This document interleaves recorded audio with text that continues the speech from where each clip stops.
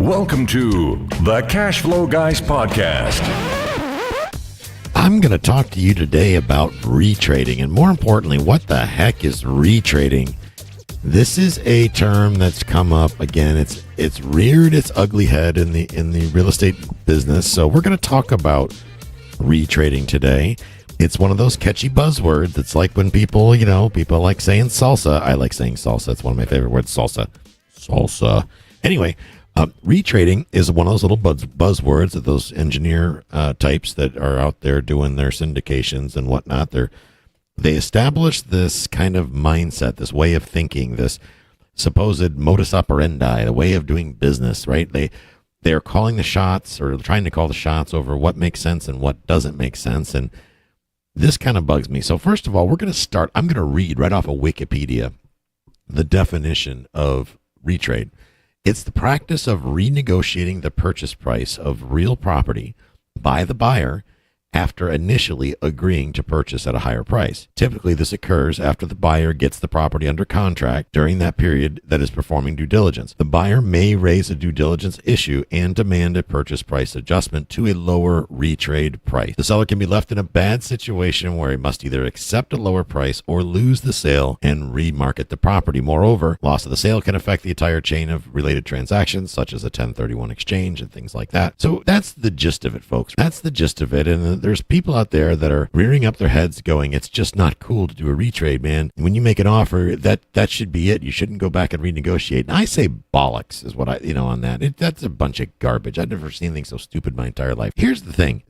I think this must have come from brokers and sellers got together and decided that, listing brokers, that this is the way things are going to be. And somehow they must have grabbed a bunch of rookie buyers in an alley, beat them up or something, and convinced them that renegotiating is not an option. Well, I got news for you, folks. In the real world, grown-ups tell the truth, right? And when we are out there doing good business and we find out that what we were told is not accurate, well, guess what? That means everything changes, right? Why would it not be okay to retrade? Well, of course, there always has to be a case where some knucklehead took advantage of the situation and made things bad for everybody. And that's actually covered in the same Wikipedia article down below. It says, in troubled real estate markets, like that experience in the Great Recession of the late 2000s, it was common for some buyers to intentionally misuse the due diligence process and to initially offer a higher price than they're actually willing to pay in order to control the property and renegotiate later. I get that, folks. I get that 100%. But here's the thing. I don't agree with people doing that, locking it up and then coming back and kind of backdoor negotiating when there's no good reason. Okay. Now, I will say this. That does not excuse sellers and listing brokers from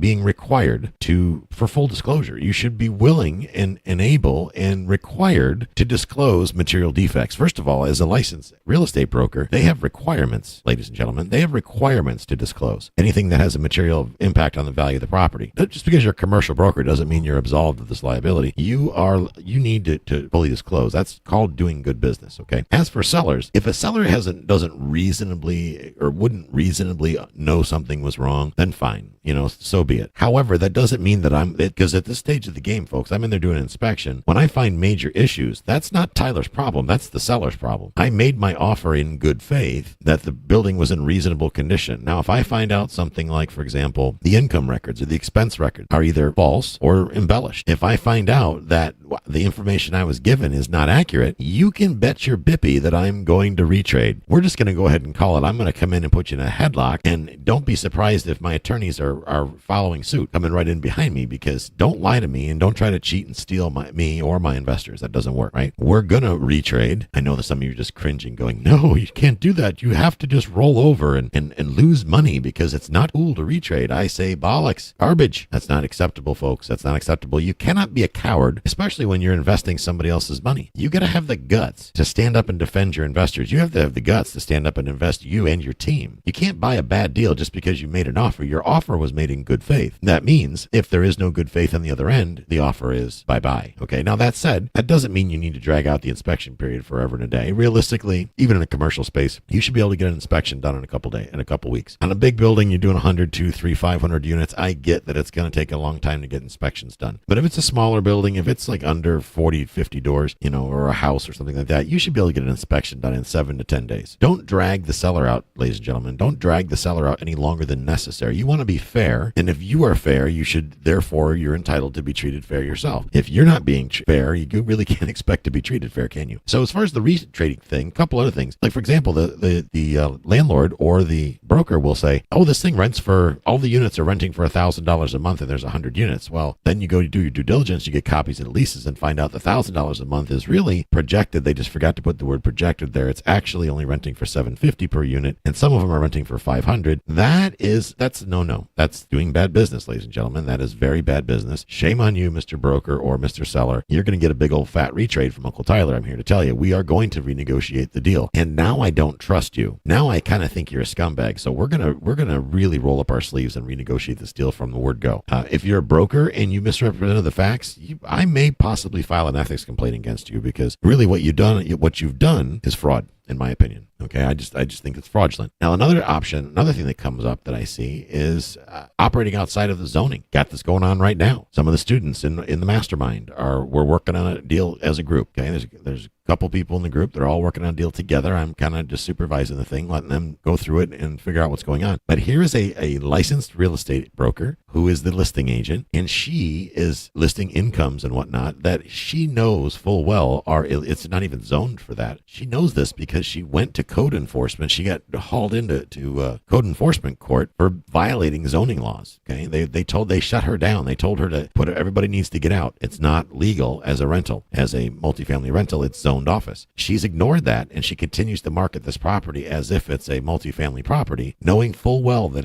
that's not its highest and best use. That's not what it's zoned for. Well, maybe it's highest and best use. We don't know yet, but it's not what it's zoned for. And she's representing those income numbers as factual. Well, I got news for her. If somebody complains, that's a clear ethics violation. She could very easily lose her license for that. Not good, folks. Don't, because here's the thing. An unassuming buyer may come in there, write a check, pay cash for this. No checks and balances in place. No lending underwriter or anything looking at the situation. The person pays cash for this, find out that they've paid over value, that it can't be used as it's intended. Next thing you know, they paid all this money for an office space, and they don't know anything about office. They didn't intend to buy an office. That's walking down the lines of fraud, folks. I'm not an attorney, but that doesn't look good. I imagine that I wouldn't want to be standing in front of the judge being that person. Tell you that right now. Septic and sewer issues. Let's say, for example, the owner knows that the septic system is on its last legs. It's about to fail, or it has failed. Maybe they've done some sort of cut and patch repair, try to get it through so it doesn't clog up when the buyers are there looking. Well, folks, that's a no-no. You can't do that to people. Don't stick it to them, your buyers, and expect things to work out for you. That's just not how things go, folks. That's kind of called being a scumbag, and that's not cool. Non-disclosure of code violations. This is a big one.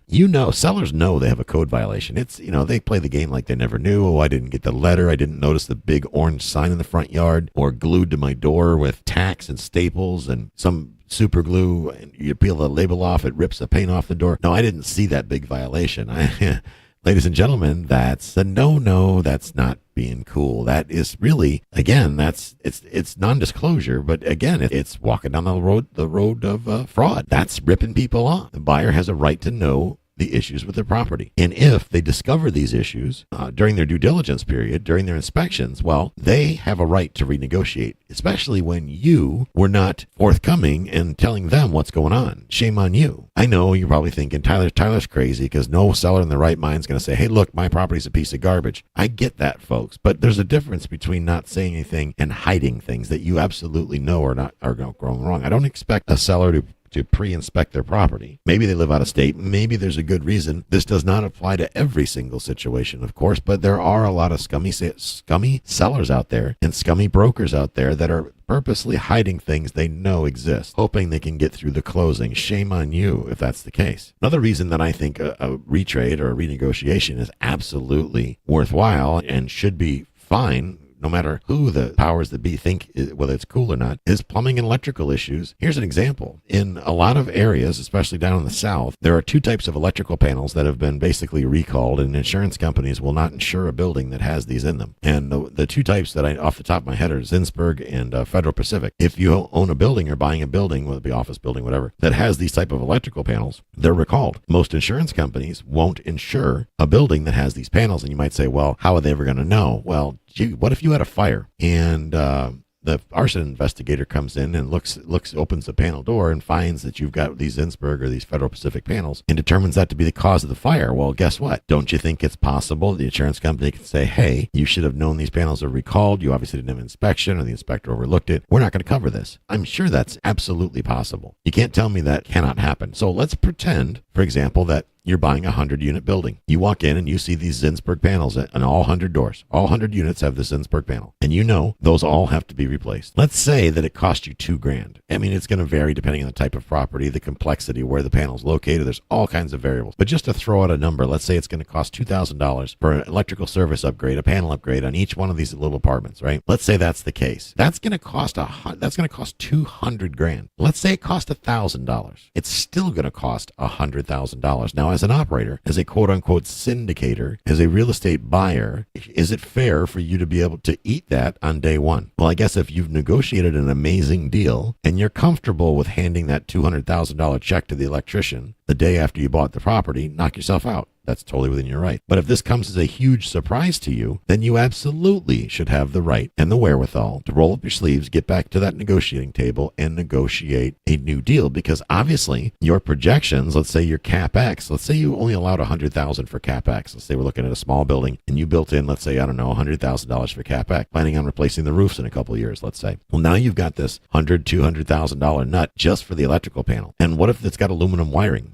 Now you have to have the buildings that all the wiring terminations have to be terminated with copper. You're looking at $500 to $750 to $1,000 per unit times 100 all over again. You see how these things could nickel dime you to death. Now, let's pretend that you are a passive investor in this deal and you wound up with some syndicator that has no guts, that didn't want to be uncool and retrade, heavens to Betsy. And then they call you and say, they do what they call a capital call, and they say, hey, Mr. Smith, Mrs. Smith, we bought this building and we got to do electrical service upgrade. And I know that wasn't in our original prospectus and it wasn't written into anything that we told you up front, but we didn't really want to upset the seller or the broker. We wanted to be in the cool kids club with all the other cool syndicators. So we need you guys to come up with some more capital. I know you already put $500,000 into this project, but we're going to need you to pony up like another 10, 15, 20 grand, and everybody else in the deal has to pony up extra money because we can't get insurance to protect your investment. How is that going to roll, folks? So that's if you're the passive investor. If you are going to be a syndicator, any of you that are doing syndication work, or you're buying any type of real estate, if you find issues, you need to ask yourself the very important question: are these issues going to make or break this deal? Now, let's say we're talking about a single family house and there's a broken outlet in the back porch.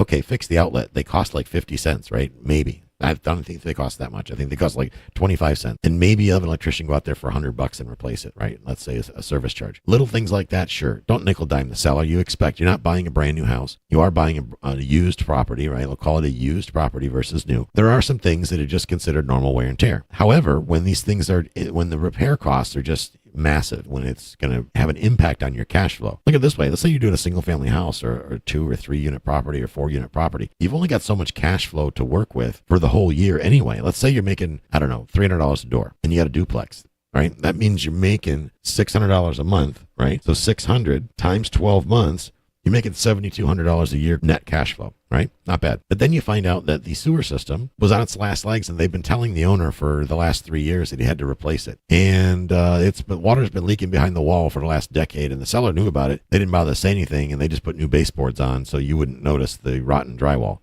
And next thing you know, that repair cost you 10 grand. Well, what did that do to your $7,200 worth of cash flow?